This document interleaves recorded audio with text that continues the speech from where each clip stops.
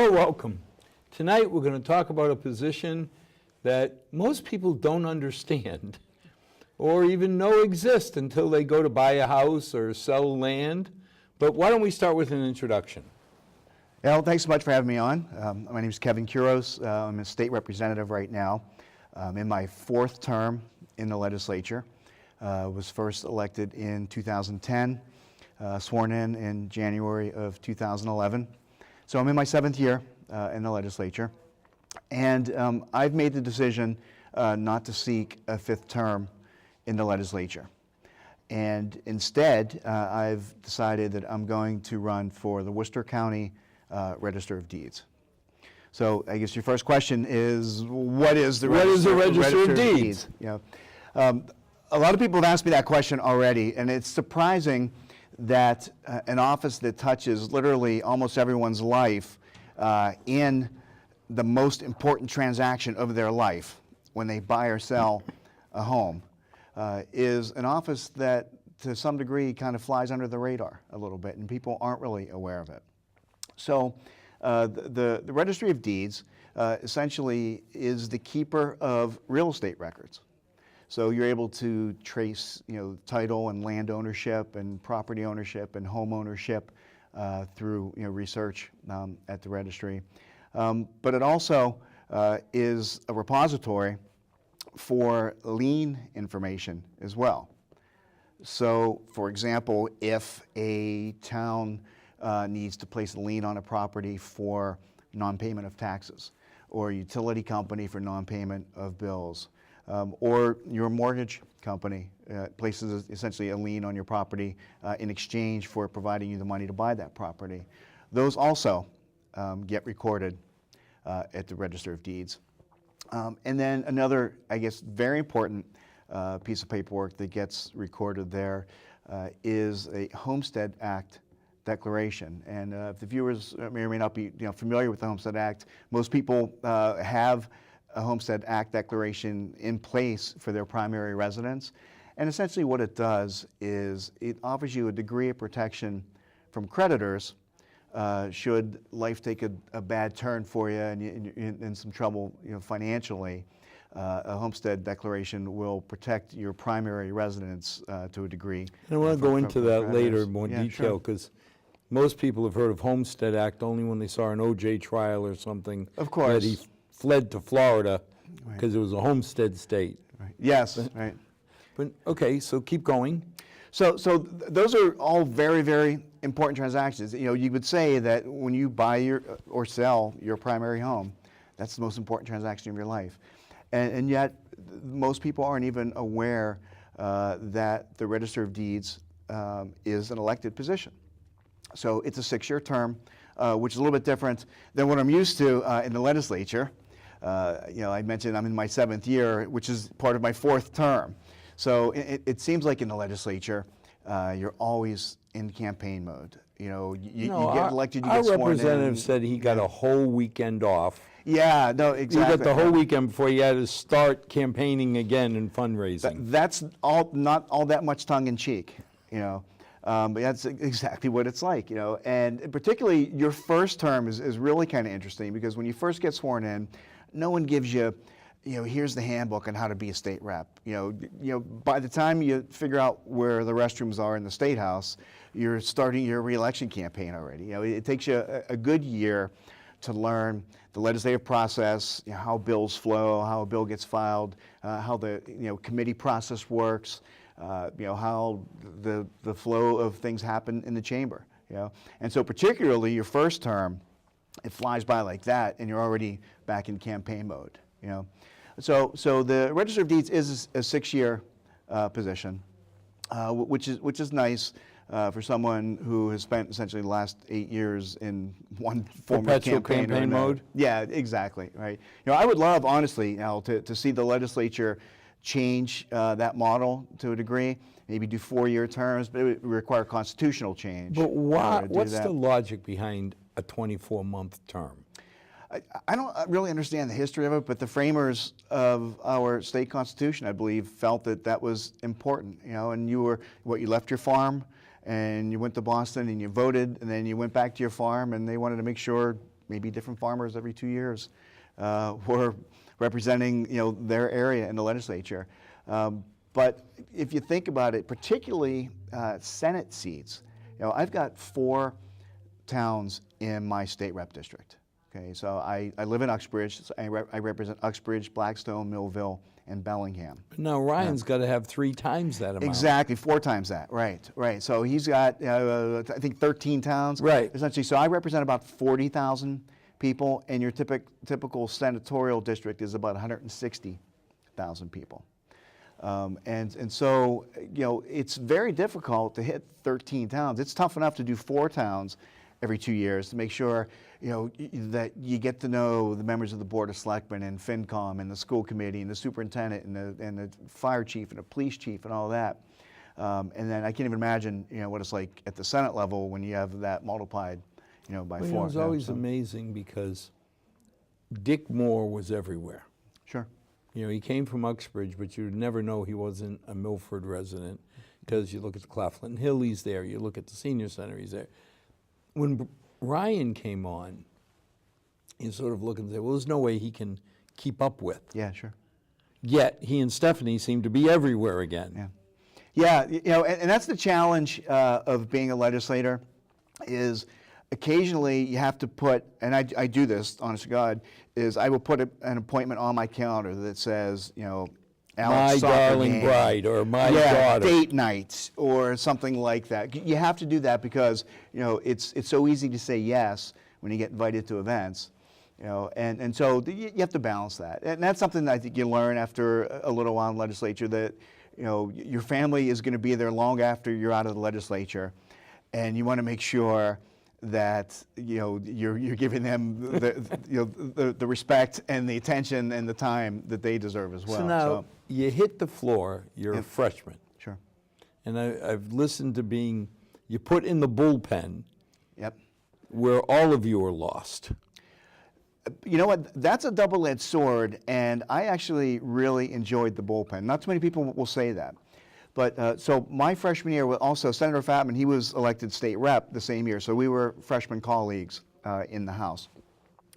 And that year, I think it was 41 of the 160 seats turned over that year. Holy moly. Yeah, there were, I believe, 23 new Republicans and 15 or 18 new Could there Democrats. be 23 new? I didn't think there were 23 in the state. Yeah, we went from actually, I think, having 11 to having 35 my freshman year. See, I remember when John Fernandez took us on a tour, I said, what's that little list up there? He goes, oh, those are the non-Democrats. Yeah, yeah. I said, oh, those are that other party that you don't talk about. Right. He goes, yeah. Yeah. And I miss John. John was great to work with. We worked pretty well together over the years as well. So now there's 23 Republicans? There's 35, we might be 34. We just had a member of our caucus unenroll and become an independent. So she has her own section on the board. So you have the Democrats are listed, the Republicans are listed, and then she's listed by herself. And then you have other? Yeah, yeah. None of the above, I guess. So it's a challenge. And what's really interesting, though, is I grew up in Pennsylvania, and depending on the ebb and flow of the political landscape there, sometimes the Republicans would have the majority, other times the Democrats have the majority, sometimes there'd be a Republican governor, other times Democratic governor, but almost everything happened with consensus building because you almost never had the numbers to just ram something through, Excuse me. So when I got elected, I kind of figured it would be. So welcome to the one-party state. Yeah, it would be a similar model here, where you negotiate everything, and you find out that that's not the case. Fortunately, the minority leader, Brad Jones, who's been around for quite some time, has built up respect and a good rapport with the Democratic leadership. And so most major pieces of legislation truly are bipartisan, and unlike I think what you'll see in D.C., we have far more unanimous votes than straight party line votes in Massachusetts. Well, one of the things I've always been proud of is it was hard for me to tell. Well, the standing joke about Dick Moore was when John Fernandez, that his freshman year, walked up Beacon Hill. They said, well, John, how does it feel to be a conservative amongst your party? Yep. And John looked and said, if I'm a conservative, does that make Dick a Republican? Yeah, more or less. Right? You know, but you sit there and Right. say, I do like the feeling that I can't really tell the difference between a conservative Democrat in Massachusetts and a liberal Republican. Yeah. You know, the speaker actually has a challenge because he has a very aggressive progressive caucus. You know, so he's hearing from them, you know, we need to go this way. And then he hears from his Blue Dog Democrats, you know, the Dick Moore types, you know, that, you know, we need to be, you know, moderate and be over here. And then he hears from our caucus and our leadership saying, well, we need to be here. So, you know, he's got a very difficult job as far as kind of melding, you know, those three cultures together to get to yes, so that, you know, you produce stuff that is workable for everybody. And I'm not going to, you know, kid you. I mean, there are party line votes, Yeah. you know, but the vast majority of the things we vote on are, you know, close to unanimous or unanimous. You know, obviously, a lot of times there might be something that adversely impacts my district. So even though the rest of my colleagues in my caucus agree with it, it may, Sure. if it, you know, I'll vote against it if it impacts my district negatively. And so there'll be one or two here and there on both sides. But it's one or two. Yeah, no, exactly. So we do, you know, tend to get along pretty well. The other really nice aspect of the legislature that I am going to miss is just the collegial nature of it. You know, when we argue something, I would never refer to you by name. You would be the gentleman from Milford or the gentleman who just preceded me to the microphone. And the reason behind that, and there's actually a house rule that says you can't mention, you know, each other by I name. can't say Kevin's a bum? You cannot, you know, because then it becomes personal. But more importantly, this one bill that you and I are diametrically opposed on, and we're going to argue against that bill or for that bill, right? The very next bill that comes up, we might be the two partners on. sponsors. Exactly. So by keeping the dialogue and the conversation, you know, cordial, and you know, obviously it gets heated at times. It's the nature of what we do. There are very, you know, 160 Type A personalities, I always say, you know, so there's going to be conflict and disagreement, and you know, but that's okay, and that's part of the system now. But you know, Kevin, I always think of the Tip O'Neill, Ronald Reagan Sure. relationship, where if I really thought about it, I can't think of two people more diametrically opposed in their views. Yeah. But somehow they were able to maintain a respect.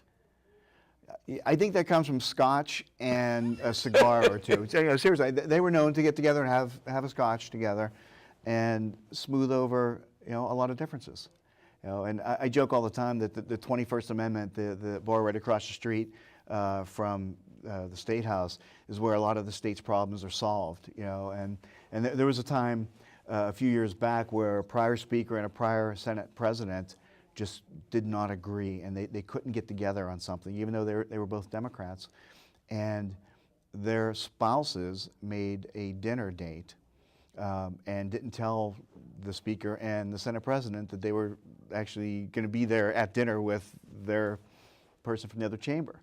You know, and so you know, the wives actually brokered a solution for it. And I don't remember what the particular issue was, but it just goes to show you that there usually is a way to get to yes, you know, and sometimes it's just you set your ego aside and You know, try I've to look at always things. said, for me, the far left scares me as much as the far right. Sure. Because anybody that goes into any issue and is voting dogma worries me. Because I want you thinking about what's best for Milford. Sure. Yeah. Not, well, if the blue guys want this, I got to go against it, or the red guys are promoting it, I'm going negative. Right. Yeah. Yeah. I'm a statistics guy. My undergraduate degree is in quantitative business analysis, and so I'm kind of a stat guy and a numbers guy, and I joke that that's, you know, if you're more than one standard deviation from the middle, you're going to have some problems in most states. You But that's the aspect of the legislature that I'm going to miss, is the collegiality. What I'm not going to miss is the glacial pace at which things move. Prior to getting into the legislature, I spent over 20 years in the private sector. So the last 8 years have been my only 8 years in the public sector. And I was always in an executive position, or at least after my first couple years of my career, where you make a decision, boom, it gets acted on. And then you have to defend why you made that decision, and sometimes they work out and sometimes they don't. But you would make a decision and then see the results of that pretty quickly. Okay? The notion that you make a decision in the legislature, well, that decision is to file a bill and then start working the process, but you don't actually get to make the decision as to whether that moves forward or not. And even simple things like liquor licenses. Okay? I'm a firm believer that the legislature shouldn't even be Free market. Yeah, exactly. And if the nature of your town or the culture of your town is you want a bar and a package store on every single corner, so be it. I may not choose to live in your town if that's the case. I may not want to come visit you or deal with you, but Right. And if the nature of your town is you want a completely dry town, so be it. Again, I may or may not want to live there. But this notion that once you hit a predetermined threshold of it's one packy liquor per license, 3.2 thousand or whatever. Yeah, whatever the formula is. And to be honest, I don't even know specifically what the formula is, because everybody's over it. Well, yeah, but I know And there's a that's the point. formula, because every year or two I hear we've exceeded our formulaic number. Right. So now we got to go petition the legislature. Right. And someone just did some analysis. Actually, the Baker-Polito administration last year filed a municipal relief bill, or municipal reform bill, where it was a 150-page bill. Just a lot of little things that would make cities and towns run a little bit more efficiently. And one of the provisions they included was local control on liquor licenses. Okay, that got stripped out by the legislature, and there still is a percentage of the legislature that says, we like to have that control. We want to be able to deliver something to our town. Okay, I would like to deliver the freedom to self-govern. I was going to say. Is kind of. You sure you're not libertarian? I mean, isn't that what that? There's a streak of that in me. I was going to say. Yeah. I'm not a no government guy. I am a good government guy. And I think people will happily pay for good government. What they're not happy with is wasteful government, inefficient government. Well, and again, when you talk about absolute no government proponents, I sit there and say, okay, if there's a Z-axis, you're up on the extreme, just like the far right, the far left, and this is the far north. No, what do you want to call it? Yeah. Either way, it bothers me, because to say we don't need any government, to me, is silly. Sure. And the flip side is to say we need a nanny government to control every aspect of our life also. I can decide when I go to the potty. I don't need government to telling me, Sure. you can pee 3.2 times every, Yeah. Right. So the glacial pace at which things move, the study that the Baker-Polito administration did when they included that provision about liquor licenses, I think it was either 8 or 9 months average to get a liquor license approved. In the meantime, you've got someone who's ready to start a business, or they've already started the business, but they're opening up a restaurant without a license, for the first 8 or 9 months. You're crippling them. Yeah, exactly. And so now we're starting to see almost that played out in the extreme, in the opposite direction. Somerville, I think, just applied for 30 licenses without actual businesses needing just to them, be able to, so they to control have them in them. the bank, kind of thing. And last year there was a big development plan for Quincy, and I think Quincy got 15 licenses all at once, that kind of thing. So, that pace, I think, the sense of urgency, coming from the private sector where time is money, that sense of urgency is very important to get things done quickly, and I don't think we necessarily have yet, that. Beacon Hill proved to us not long ago that both parties and the middle and everybody can come together when they had that upskirt Yeah, that took 48 hours. I was going to say, Yeah. I mean, I sat there and I said, please, for the love of God, don't Right. tell me that somebody's going to defend, Sure. you know, somebody taking pictures up the skirt of my wife, my daughter, or Right. if I'm Scottish, me. Yeah, right. Right? I mean, it's not a gender issue. It's not an age issue. Yeah. It's not a partisan issue. It just makes Right. no sense Yeah. in any way, shape, or form. But I was actually happy to hear that, hey, they've just proven they can do something Well, quickly. and you know what's really interesting about that? I think the first 24 hours was the shock of the realization that it wasn't already illegal. Right. You know, and I think people were scurrying and looking through Mass General law. This has to be illegal already. But it wasn't. And so, absolutely, the legislature can move quickly when it chooses to. Yeah, and that was the piece when they say the glacial speed. Yeah. Doesn't have to be. No, it doesn't. Right. But in a way, I mean, I lived in Paris when they went through, the socialist conservative switch. Okay. And all of a sudden the government just whomp, the pendulum swung. And I mean, I walked in, I've been in Paris for 2 weeks. They say, oh, by the way, your budget just changed. 13th month, you have to pay. I said, when do I get people to work 13? Oh, they don't work it, you just pay it. You can't fire anybody. You can't, I mean, Really? Okay. Macron now is going through the pain of trying to strip some of these silly things out. Sure. But God, it's 30 years later. Wow. And you sit there and say, you wonder why people don't want to expand their workforce in Paris? Yeah. I remember having to go in front of the Communist Labor Board, the labor board that was controlled by the French Communist Party, and knowing it's going to take me 18 months to fire somebody. Really? I mean, silliness.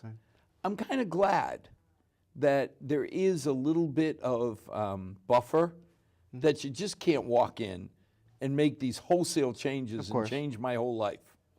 Now, maybe somewhere in the middle of, quick on a glacial calendar. Yes, this moves quickly on a glacial calendar. And, the French instant gratification would be more comfortable.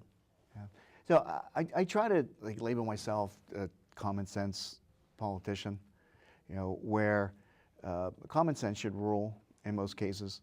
One thing I stumbled across a few years ago, I passed a bill, and when Obamacare was adopted, it was very complex, obviously. That's not a secret to anybody, right?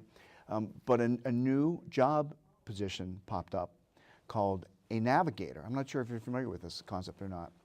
But what a navigator did was they were healthcare finance professionals, essentially, who would help you navigate through the connector to figure out what you and your family qualified for, didn't qualify for, what plans were available, what plans were not available to you and your circumstance and all that, and then help you physically execute all this, right?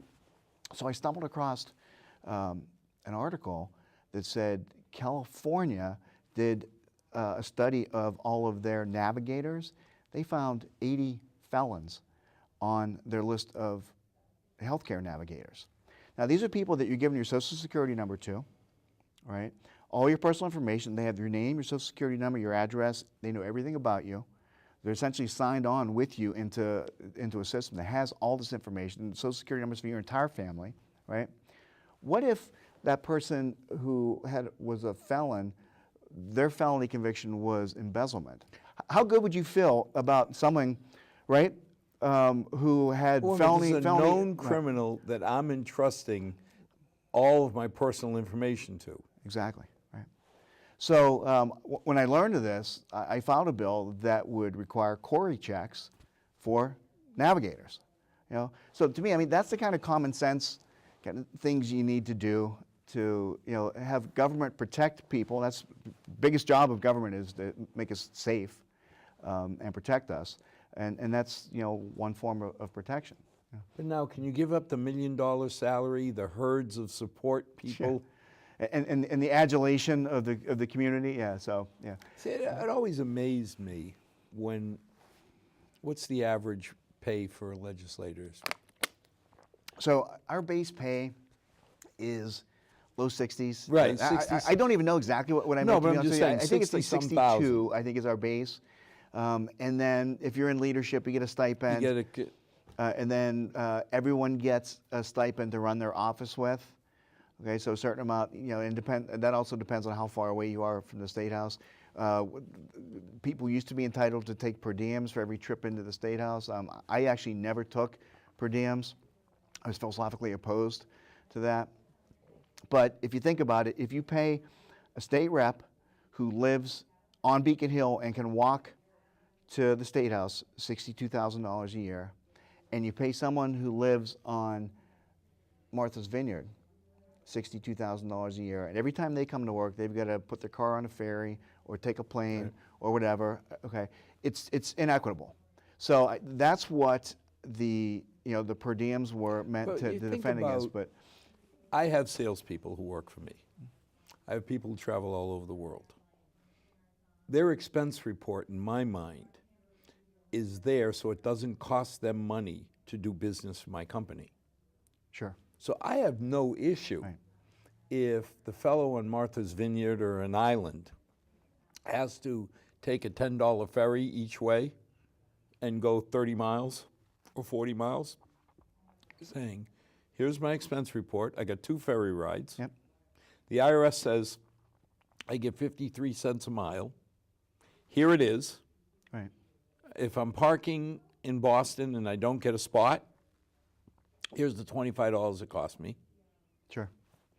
I mean, that to me seems fair. Yeah, and the way the old system was they essentially drew concentric circles around Beacon Hill. And so the further out you were, the larger your stipend was, your travel stipend, or your per diem rather. And then there was a special number for the Cape and Islands just because it's so exorbitantly expensive to get to and from there. But when the legislature, first thing of this session, passed pay increases and all those other items, they did away with the per diems and changed it to just an increased office stipend, basically. So does that make sense? There's 2 zones now. I think if you're outside 50 miles, you get the higher amount. If you're inside 50 miles, you get the lower amount, something like that. The IRS guidelines are there for a reason, as you said. And if you're paying someone to cover the reasonable expenses. You're driving from Springfield at 80 miles each way. Right. I only feel that you should be paid for those 80 miles versus... Yeah, and honestly, the cleanest way to do that would just be that you just use expense report. Use the IRS guidelines would be the easiest way to do it. But file an expense report every week like everybody in the industry does. Yeah. Because then you can't say, well, I took 3 ferries today. Sure. Well, yeah.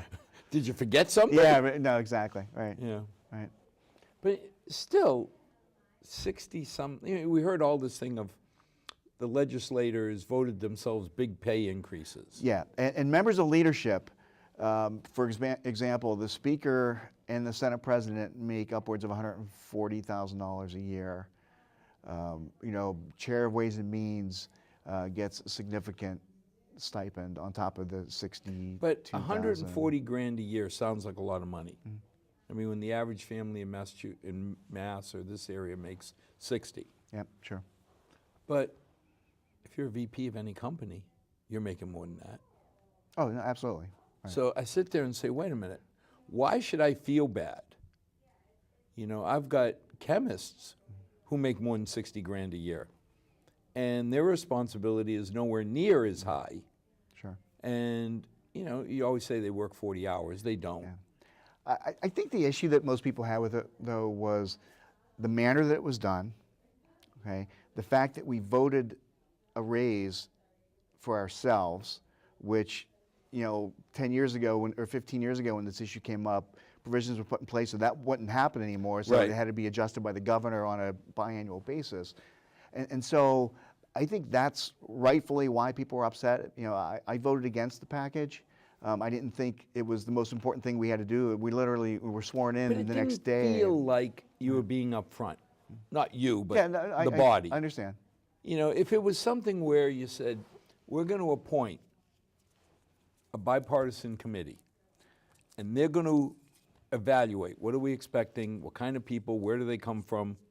Sure. And they came out and said, look, somebody in the House ought to be making $99,000. and here's why.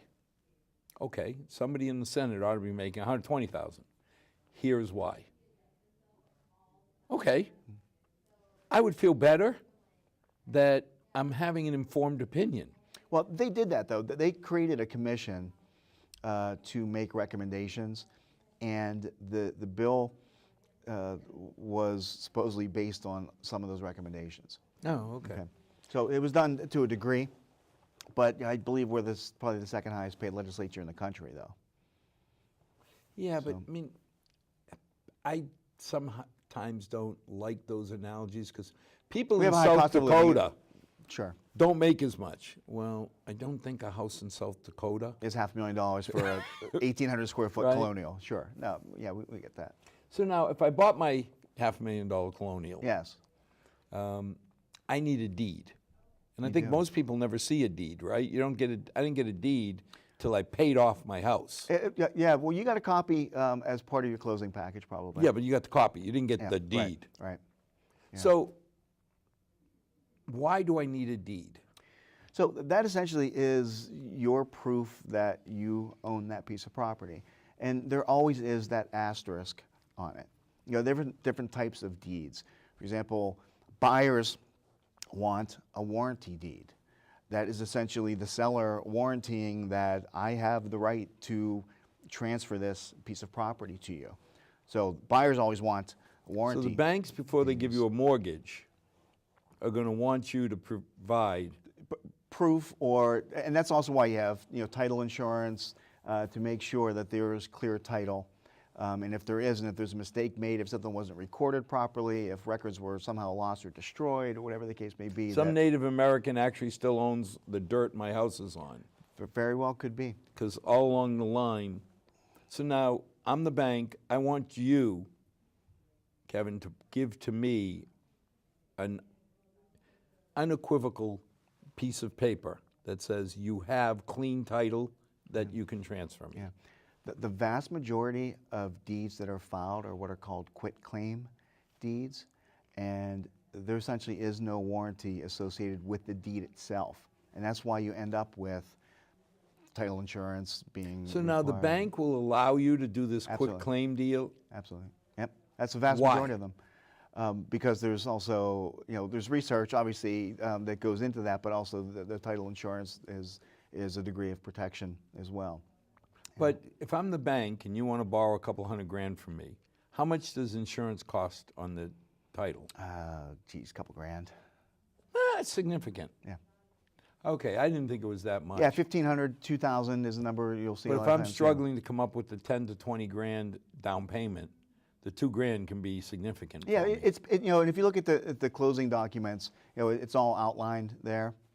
And oftentimes it's masked to the actual consumer because I will pay my closing attorney, pick a number, $3,000. And in that $3,000 is Oh, the there's a insurance. plethora of $20, $30. It's like, Yeah, but also sometimes it'll be itemized on the closing docs, but oftentimes you won't see that as a separate line item until you actually read through your closing doc. So I pay you, my attorney, $3,000. Of that, $1,600 is to the title insurance, $1,400 is for your services to help with the closing, that kind of thing. So I mean, what's I guess interesting about why I think I'm a really good candidate to run for this position is 11 years ago, I got my real estate license. And as soon as I was eligible to sit for the broker's exam, I sat for and passed the broker's exam, and I started a small real estate company. So for the last 8.5 years, I started just shortly before getting elected to the legislature. I've been a real estate broker. And so I've had the opportunity to transact business in a number of registries in the Commonwealth. And I will give the incumbent credit in that the Worcester registry is not a horribly run registry. Okay? However, having said that, he has been in charge of the registry since 1972. So if you took out a 30-year mortgage, okay, the day that he took office, that was paid off 15 years ago. Okay? Put it in perspective. Okay?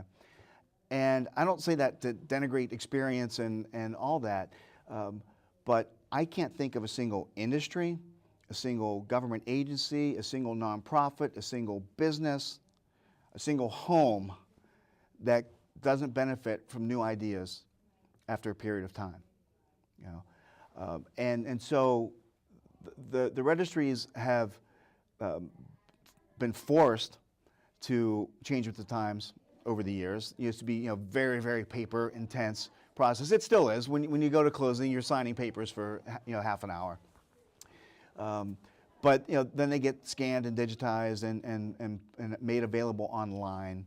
So there's a lot less just paper shuffling in management now. A lot of it is just clicks rather than moving things, and that's great. The website itself for the registry is a little tired. Once you drill down a little bit through somewhat of an archaic website, then you can get to the actual documents, and search for all the documents pertaining to your property. So it needs a technology update. So as a homeowner, Yeah. I can go today and say, I'd like to see all the documents pertaining to my home. Absolutely. You could search on your name. You could search on your property. So the tools are available. They're not super intuitive. Okay? So it takes a somewhat sophisticated user to understand them, and I think that's one area that we might be able to help. So prior to getting a real estate license, I spent 18 years in information technology and management consulting. That was my profession for my first 18 years of my career. And we would go into a business and take a look at business processes, and can we re-engineer them to make them run more smoothly? Can we cut out some steps in a process to save time? And the big thing I learned, I worked for a company that was incredibly metrics-based.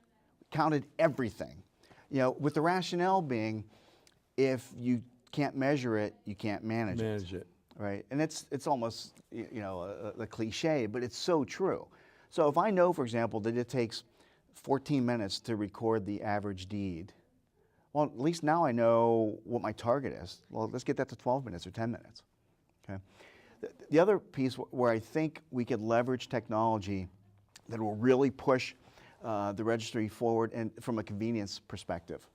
And again, you walk in there, you're greeted, people are friendly, they know their jobs very well, they've all been doing them for a long time, but you're at the registry. I would like to bring the registry to the closings rather than the closings to the registry. And what I mean by that is, how about if we built a couple mobile registry vans? Oh, okay. How cool. Okay, so now you're in Sturbridge, which is kind of the western part of the district, right? You no longer need to make that 45-minute drive to Worcester, find parking, go to the registry, do your closing, another 45 minutes home. So an hour and a half plus parking and all that hassle. Say 2 hours plus the actual closing, right? How about if the mobile registry van was parked at the Sturbridge Town Hall, and you make an appointment, and because we've got Wi-Fi and access and mobile printing and all that kind of stuff, and mobile scanners and all that, you do your closing right there at Sturbridge Town Hall. It's a kiosk, or it's a, So you could say every other Friday or every 2 days a week. You could do that. You could rotate it. If you had a couple of them, imagine typically a lot of closings happen towards the end of the month for a couple of financial reasons, prepaid interest and a couple other things. So it's more advantageous to buyers to close towards the end. So it tends to be very busy. So your real estate attorneys are super busy. The registry is super busy. The realtors and brokers are super busy. So how about the last 3 days of every month, you have a mobile registry in Sturbridge, another one somewhere in South County, Milford, or wherever it may make sense to do. And then you would be able to just show up, do your stuff, and then go back to work. It saves you hours and hours. Another simple little scheduling thing, and this is kind of funny. So much happens right now during a real estate transaction that oftentimes you've never even met the other agent that you're working with or the other broker. Oftentimes you've not met the mortgage lender, you've not met the closing attorney. Okay, so more often than not, unless it's someone that you worked with in the past because you've done transactions with them, you get to the registry, you know, and I'll be like, "Are you here for Al's closing?" You know, everyone, like, no one knows each other. You know, I'm there with my buyer or my seller, whoever I happen to be representing. But unless I happen to know the people on the other side, everyone's just kind of running around. You know, "Are you here for the 11 a.m. you know Korea closing?" You know, how simple would it be to put monitors up that for each cube that just says, "Okay, here's the Kuros closing at 10 a.m." You know, it'd be easy to schedule online because there is a nice closing area at the registry. Little cube set up with tables where you can do all your paperwork and all that. But again, just from a scheduling perspective, you know, you do online scheduling so the attorney can put in a request. I'm going to do a 10 a.m. closing. It's the Kuros closing. And so we get there and you check in at the front desk and they say, "Okay, you're in cube number 7. You know, little things like that would just make life a lot easier for everyone who's going through the process. Now, Yeah. as a seller, I want to do this quick claim deed, Yep. because it's cheap.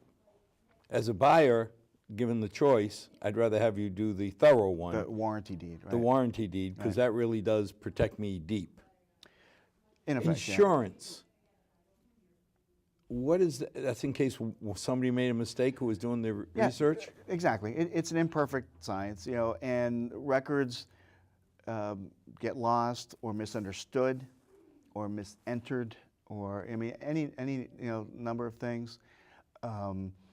Sometimes, for example, there might have been a lien on a property, okay? And something you'll hear of cities and towns doing a friendly taking. What that means is, in order to clear up any title issues, if a government entity does a public domain, I'm sorry, drawing a blank on the word right now. Eminent domain? Yeah, eminent domain taking, that resolves any issue. Well, we've had as little far as bits titles. of land that the people have never, I mean, they just gave up. Right. It's a little trapezoid of nothing that Yeah. you can't do anything with. So every year at town meeting, we give the town the authority to take the land instead of taxes, because otherwise you'll be there forever for nothing. Right. And actually, interestingly, one of the few votes that we have to take via a roll call at the State House is land takings. Right. You know, and they have to be done by a roll call, and they're always unanimous. I mean, no one really pushes back, you know, too much on those. So, okay, I've got that. What happens if I sold you my house, you sold it to Joe, Joe sold it to Mary? Somewhere down there they find an oops. Can it come back against me? Probably not. You're going to end up in land court, obviously, and the courts are going to decide what is equitable. Okay, so No. they're going to look and say, I had good intentions. I didn't know that some document was lost. Sure. Okay. Yeah. No, and the courts are going to try to be as fair as possible about that. But you do run into crazy little nuances. I'll give you an example. New subdevelopments in cities and towns, right? Depending on the developer, depending on the town, sometimes you own to the curb, your neighbor across the street owns to the curb, and then the developer keeps the road middle. for themselves. Right. And then when they're ready to dedicate it, they just turn it over to the town, right? In other streets or towns, depending on what the scenario may be, you may own to the center line of the road. Oh, is that right? Yeah. And so in Uxbridge, for example, we had a combination of the two. One development was the landowners only owned to the curb. The next 2 streets over, you owned to the center line. And the only way to resolve that was literally everyone along that street had to allow a friendly taking by the town of the road, that middle road, in order to be able to accept that and then make it a public way. So those are the types of things also that the registry would be involved with. Another real world example is the Blanchard School in Uxbridge. I don't know if you're familiar with it or not. It's on Hartford Ave. And it was donated by the Blanchard family early 1900s. Don't quote me on the exact year, but like 1905-ish, somewhere around there. And the building was donated to the town with the stipulation that it be used for education. Okay? So it was a deed restriction. So we are donating this to you, but you must use it for education. So it outlived its usefulness as an education building. So at one point, and there was lead paint discovered in it and all that, they made it into an education administration building, which you could still argue is education. Right? It outlived its usefulness for that too. So it's been mothballed, right? So the town decided that they wanted to do something with it, just to get it off the books. And public housing wanted to take it, renovate it, and convert it into senior and veteran housing. Wonderful. So you'd probably fit 6 or 8 units in the original building. Now you have to clear the deed. Exactly. So we actually had to work with the Attorney General's office to have that deed restriction lifted, because there was no one who put the deed restriction in place around who could lift that. So we actually had to go to the state and have them work with us to get the deed restriction taken off, so that the town could then do that property. Now, the homestead activity. Yeah. Why would I homestead? It gives you a degree of protection against creditors, and you know, essentially. I'm confused. Creditors put a lien or want to put a lien on my house because I didn't pay them. Right, and they still can foreclose, you know, but mortgage creditors are a different class of creditors than your credit card creditors or your car loan creditors or those types of things. So a homestead would protect you from. What happens if I do a homestead? Essentially, it's recorded at the Registry of Deeds. That they're actually now in Massachusetts. There is an automatic homestead on your primary residence, but most people and most attorneys still recommend requiring a separate. But what does that mean, Kevin? It's my home. Right, and that is what you're declaring, though, that this is where I live. So you can only do it on your primary home. Oh, okay. Okay, you can't If do it. I've got a house down the Cape. You I cannot. Can't Right. Double homestead. You get one. Right. And some people have tried to skirt that, you know, and you know, one is in. But I declare my house as my home. Right. Now, you can't take it away even if I owe you a lot of money. Again, on really tough cases, the courts are going to decide, you know, what's going to be handled. But it gives you. Yeah, if I got a $5 million homestead and I owe $2 million, maybe they're going to say, yeah, you got to deal with it. Yeah. But for the normal person, yeah. Everyone should do it, first of all. You know, Okay. For your primary residence, there's absolutely no reason to do it. You know, it costs you a few bucks to record. but a few is thousands, or No, like I think the fee is $35, $50. so it's something 50 like bucks or that range. That. Yeah. So the cost of a dinner, Right. I declare my house my homestead. Right. And it gives you the peace of mind that, say you had tremendous amount of medical bills, for Yeah, example. if all goes south, Yeah, right, they can take away my car, everything, but my home is still my home. right, right. And again, mortgage liens and tax liens are kind of outside the scope of that, because, you know, you see tax takings all the time. You know, cities and towns do that. You know, banks foreclose all the time. So even if I have a homestead, the bank, if I don't pay my mortgage, can still come after and kick me out. Right. And obviously the town, if I don't pay my taxes, I don't think there's any shield that protects you from that. Yeah, your tax lien actually is the top lien, even above your mortgage lien. Oh, I didn't know that. Yeah. Okay. So basically, if I ran into horrible medical bills and I just can't pay them off, they can put a lien on the house. Right. But if it's my homestead, they can't take it. What happens when I take that bus ride north? I hope it's north. And I take the final ride. I've passed Okay. away. It's no longer my homestead because I'm not living there. Can they then take my house? That would probably be handled in probate court. You know, and again, I'm not an attorney, so I would envision that Stephanie Fatman's office would be dealing with those types of cases. But at least while I'm living, Yeah, you have a degree of protection, right? You know, and it's not perfect, but in the absence of having done it, you know, people would be able to put a much bigger claim in. it was funny because when we bought the house, our attorney said, you should declare it your homestead. Yeah. I said, any downside? He goes, no. Yeah, there really isn't. You know, so probably in that stack of documents that I signed was one declaring it my homestead. There is, yeah, exactly, right. You know, and then also, like, if you refinance, and your first mortgage is being released, and you're bringing on a new mortgage, there's always an order of subrogation, which one takes precedent over which other debt. And oftentimes people do jumbo mortgages where you'll have a primary and a secondary mortgage on the same property, those types of things. And so there is an order as far as if creditors come after you, who gets the first bite at the apple. Okay, so taxes, and then your primary So if my mortgage, house secondary costs mortgage. $100 and I now owe 120, Right, it says, okay, not everybody's going to get 100% on the dollar. exactly, right. So who's got first bite? And Yeah, so your second mortgage, for example, during the big crash, they were getting a nickel, a dime, 15 cents on a dollar. On their that. So you'd have a $300,000 home. You would take a $250,000 traditional mortgage. You'd take a second mortgage for the other $50,000. You would leverage the entire $300,000, which was pretty common back in that era. That $50,000 note, they might get 5 to 10 grand back. Wow. If it was, it was pretty tough. So now, you talked about different liens. We understand tax lien. I didn't pay my taxes. Okay, so the town can put a tax lien. Mortgage lien, I didn't pay my mortgage. Yep.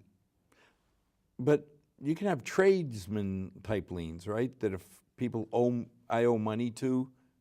Yeah, that would be a legal claim someone can make against you. I don't know that would actually qualify. So what kind as, of as a liens lien. I can mean, for the most part, the ones we've already discussed are going to be the most common.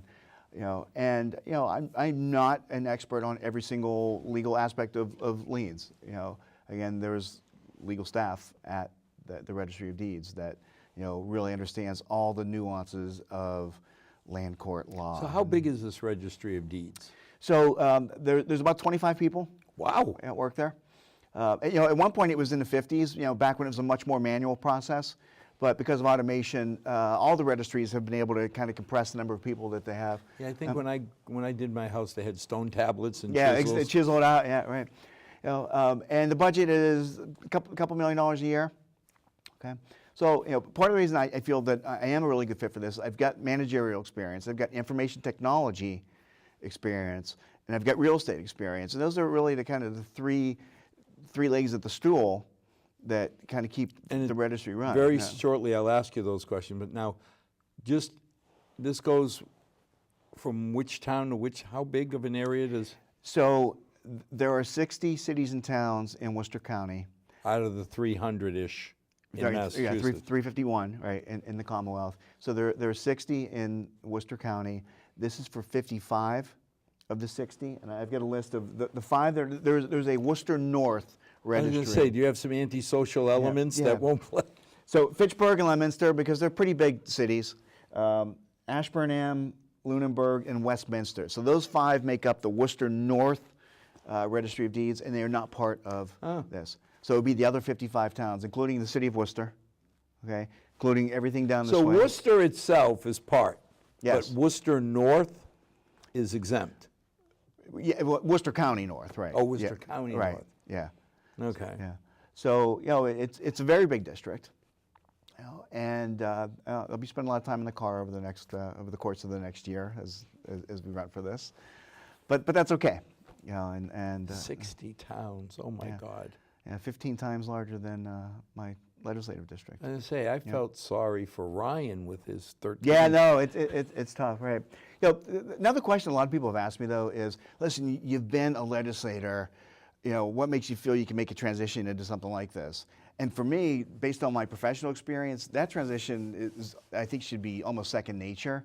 I think, your average legislator who may not have had the executive, experience in their background that I had probably would struggle, because you need to keep the lights on and keep running, while you're still looking forward to try to re-engineer and improve the processes too. So as we come to the end, Yeah. same question I've asked everybody that's come on. Sure.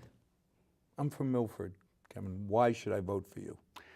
You should vote for me because I think what you'll see is a registry that's going to be responsive and innovative, and is going to leverage almost 20 years of business consulting and re-engineering experience to make it the best experience possible and the most efficient experience possible. And again, it runs well as it is.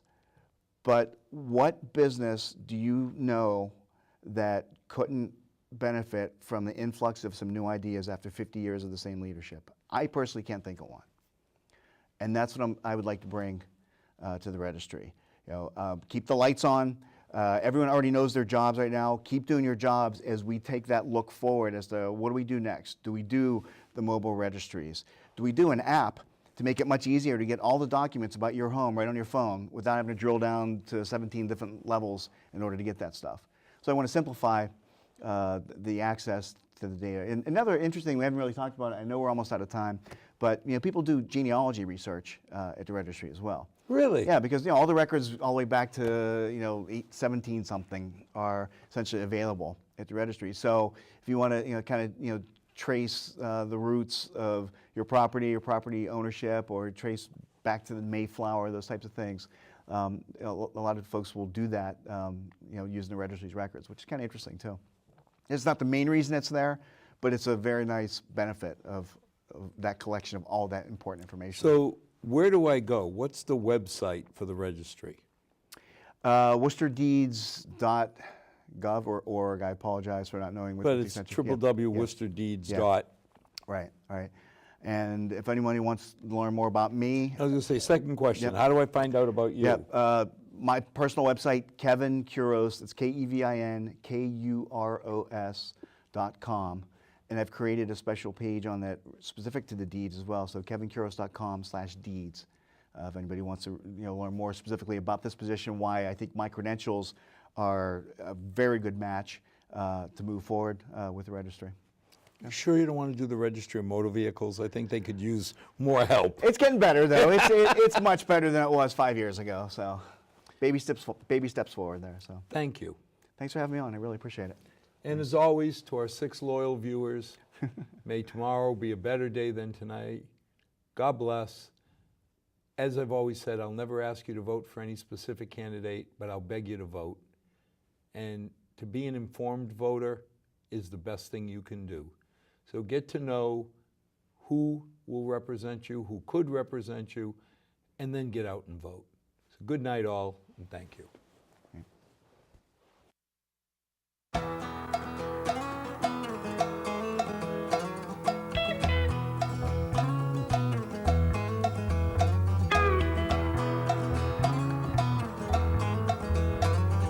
Not too long since I've been home, been running all my life just